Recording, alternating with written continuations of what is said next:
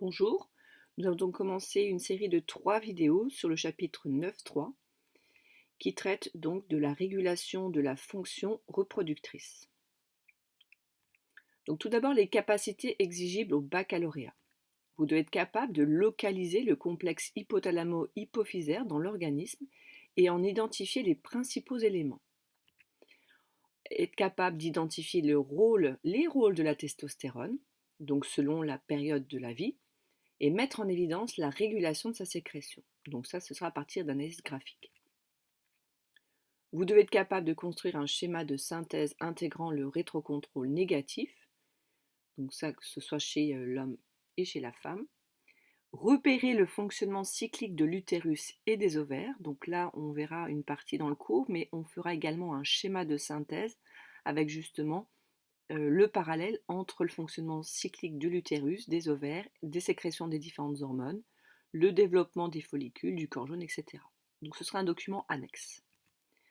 Vous devez être capable d'identifier le rôle des hormones sexuelles féminines, donc les œstrogènes et la progestérone, et également mettre en évidence la régulation de leur sécrétion, et construire un schéma de synthèse intégrant les rétrocontrôles négatifs et positifs donc chez la femme.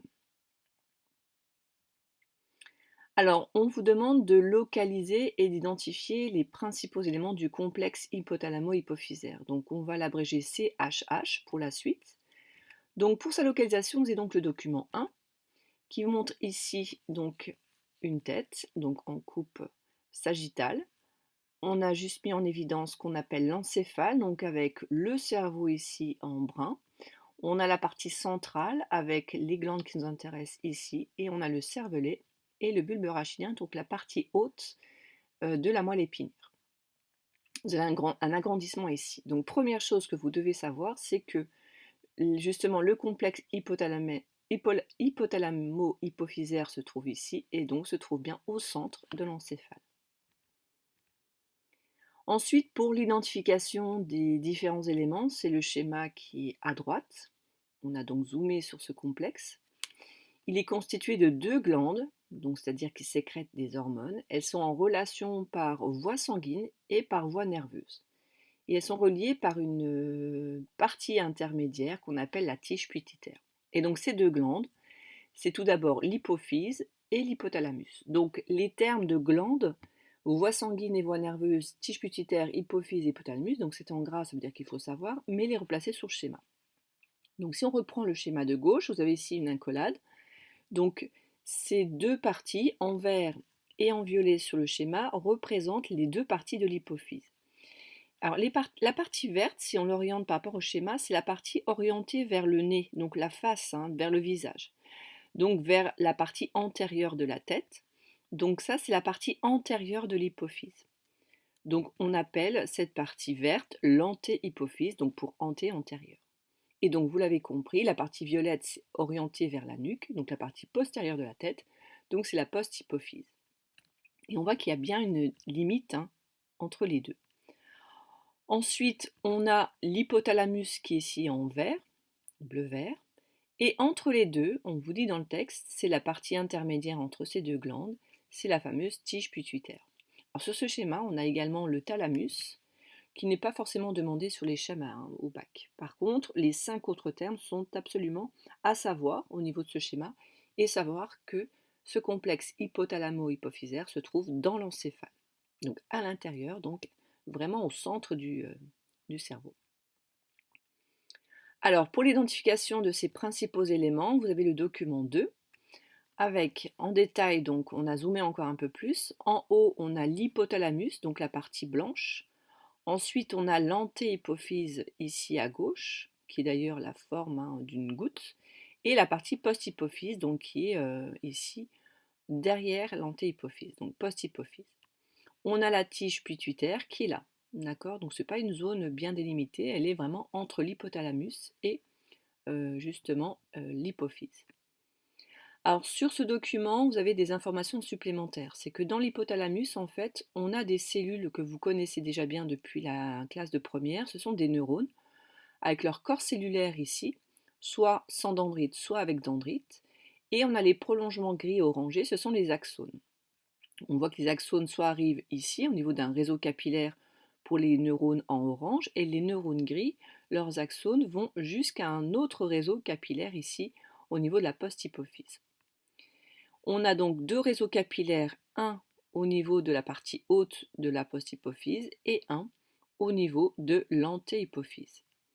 Et entre les deux, on a un système porte, un vaisseau porte, puisque là on passe du sang non hématosé, mais on voit que le sang hématosé arrive vers un autre réseau capillaire. Donc là on verra que c'est une veine porte. On verra son nom dans le texte et on le rajoutera sur le schéma. Ce qui est important au niveau de l'antéhypophyse, c'est que vous avez deux types de cellules qui nous intéressent. Donc elles ont été représentées avec des couleurs différentes. Les cellules vertes, à côté vous avez écrit en vert LH, ce sont des cellules sécrétrices de LH. Et à côté des cellules violettes, ici, vous avez FSH, donc ce sont des cellules endocrines qui sécrètent FSH, qui sont deux hormones. Et là, la GnRH, en fait, c'est la flèche orange, ce sont bien les neurones de l'hypothalamus qui sécrètent cette neurohormone qui va être envoyée dans le sang pour aller agir sur les cellules sécrétrices de l'antéhypophyse. Et on voit après que la LH et la FSH sont envoyées dans le sang pour aller rejoindre donc les cellules cibles de ces hormones. Donc on va compléter le texte. Donc l'hypothalamus est constitué des corps cellulaires de neurones hypothalamiques, ici. Ce qui nous intéresse, c'est ceux qui sécrètent donc la GnRH, ici. On représentera ces molécules un peu plus tard.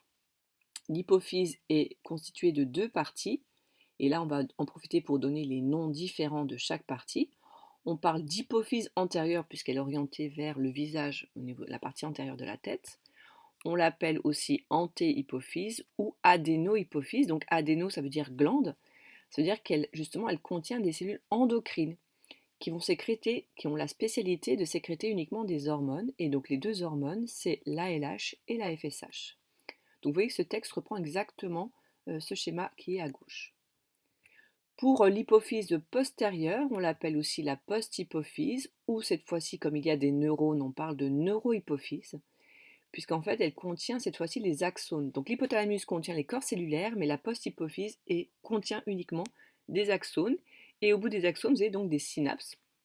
Et ces neurones vont stocker des neurohormones produites par l'hypothalamus. Donc vous voyez qu'on parle de neurohormones parce qu'elles ne sont pas produites par des cellules endocrines, mais par des neurones. Donc ce sont des hormones quand même très particulières.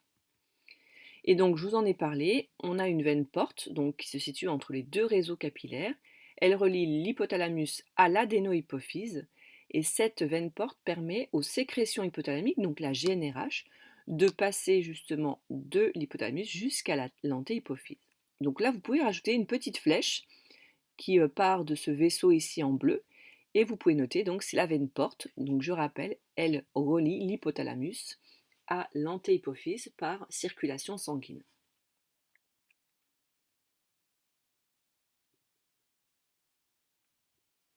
Alors, j'ai remis ce petit schéma pour ensuite rappeler justement le nom des hormones, leurs rôles principaux.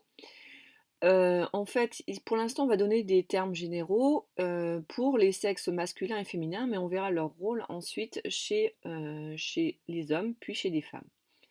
Donc l'antéhypophyse sécrète deux hormones qui stimulent les gonades, donc les organes sexuels, donc les testicules chez les hommes et les ovaires chez les femmes. Et donc, comme ce sont des hormones qui stimulent les gonades, vous avez un terme qui permet de regrouper cette notion-là, c'est ce qu'on appelle des gonadostimulines. Donc, vous en avez deux.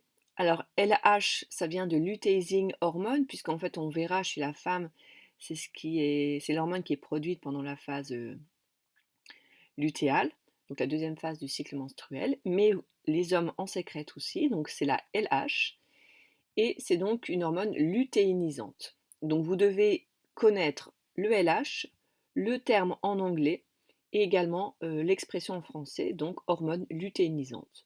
Donc c'est une glycoprotéine, donc une hétéroprotéine faite d'acides aminés et de motifs glucidiques. Et la chaîne protéique contient 210 acides aminés, donc on est bien au-dessus de la fameuse limite de 100, donc c'est bien une protéine.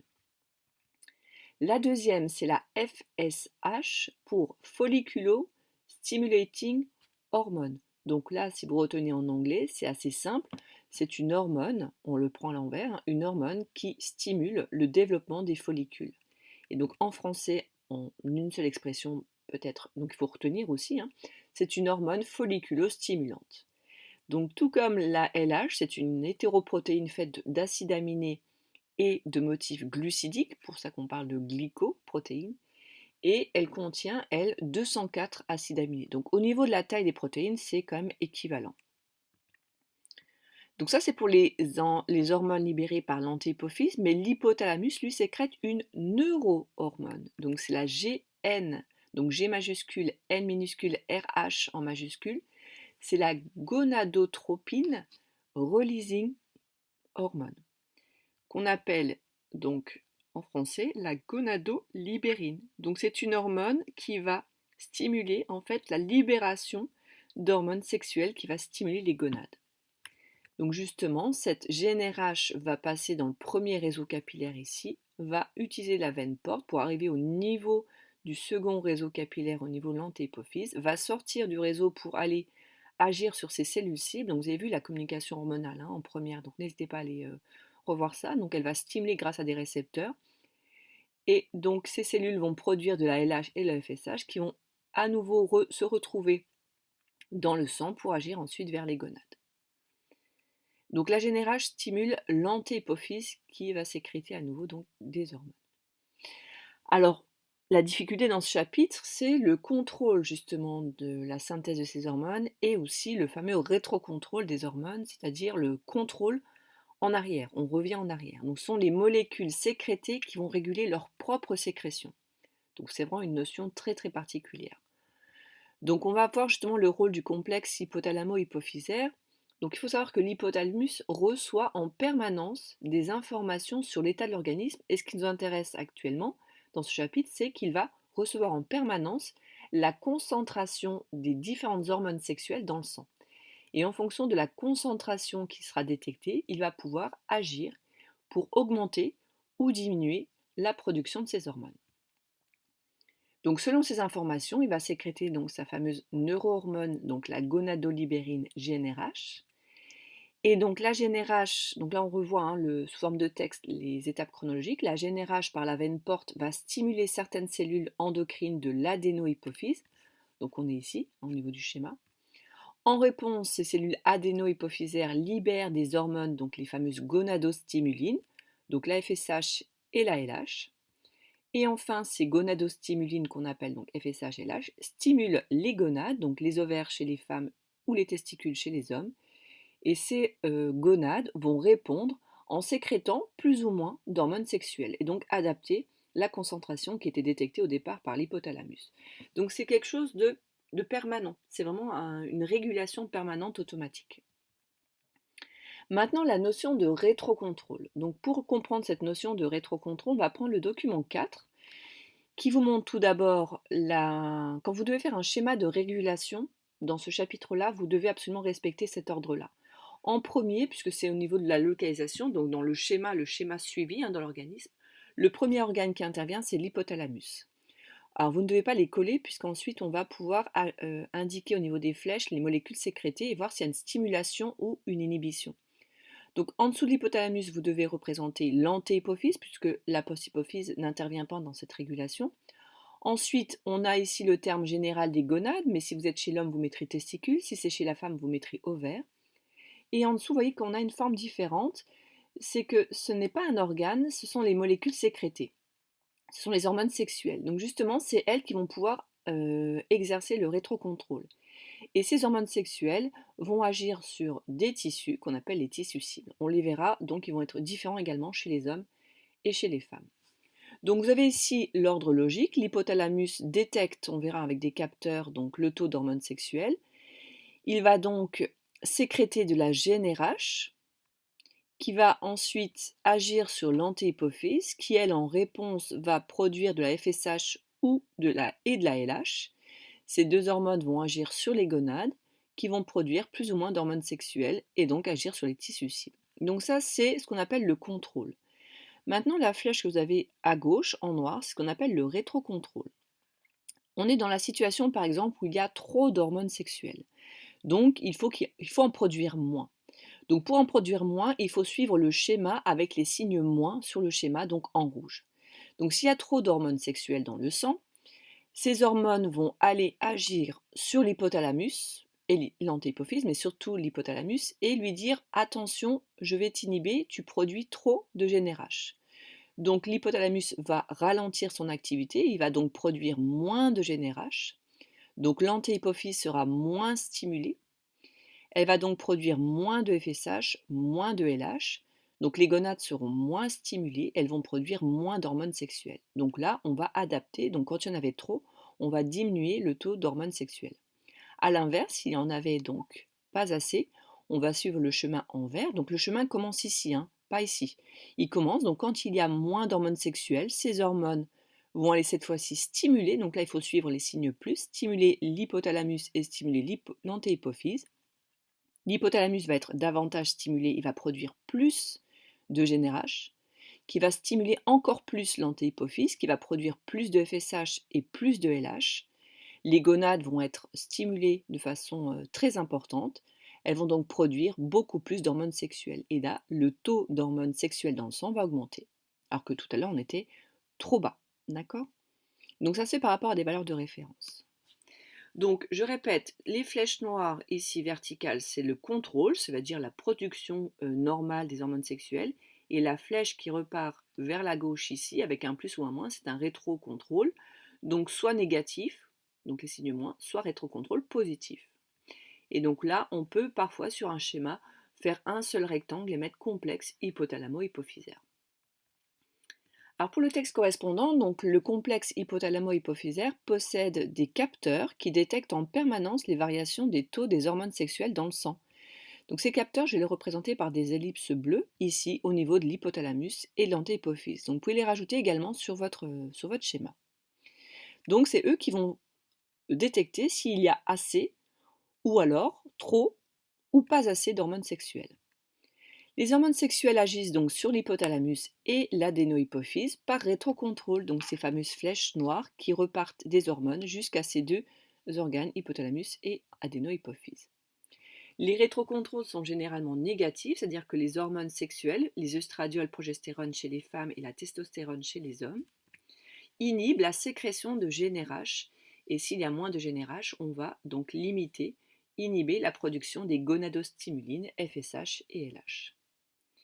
Donc les rétrocontrôles informent en permanence le complexe hypothalamo-hypophysaire sur le fonctionnement des gonades et voit si elles fonctionnent assez ou pas assez, et il va permettre d'ajuster le taux des hormones sexuelles dans le sang. Donc le mécanisme de rétrocontrôle est un mécanisme automatique de régulation des hormones. Il se déclenche lorsque le taux sanguin de l'hormone atteint un seuil, donc je vous l'ai déjà donné, donc c'est les fameux signes plus ou les signes moins du schéma. Donc il y a un rétrocontrôle négatif sur le complexe hypothalamo-hypophysaire, donc les signes moins. L'objectif, c'est de diminuer la production des hormones sexuelles par les gonades. Et donc on stimule moins l'hypothalamus et moins l'antéhypophyse, et donc on va moins stimuler les gonades. A l'inverse, il y a un rétrocontrôle positif, et donc il aboutit à une augmentation de l'hormone dans le sang. Donc là, ce sont tous les signes plus. Donc vous avez les signes plus et moins sur le même schéma, mais évidemment, selon la situation que vous rencontrez dans un sujet, vous devez adapter votre schéma et ne mettre que un signe. Soit le rétrocontrôle négatif, soit le rétrocontrôle positif. Voilà, donc nous avons terminé la première vidéo sur le chapitre 9.3, donc qui est très complète sur le complexe hypothalamo-hypophysaire. Donc j'espère que cette vidéo était suffisamment claire pour vous permettre la compréhension de cette première partie du cours. Si vous avez des remarques ou des questions, n'hésitez pas à les noter en commentaire sous la vidéo.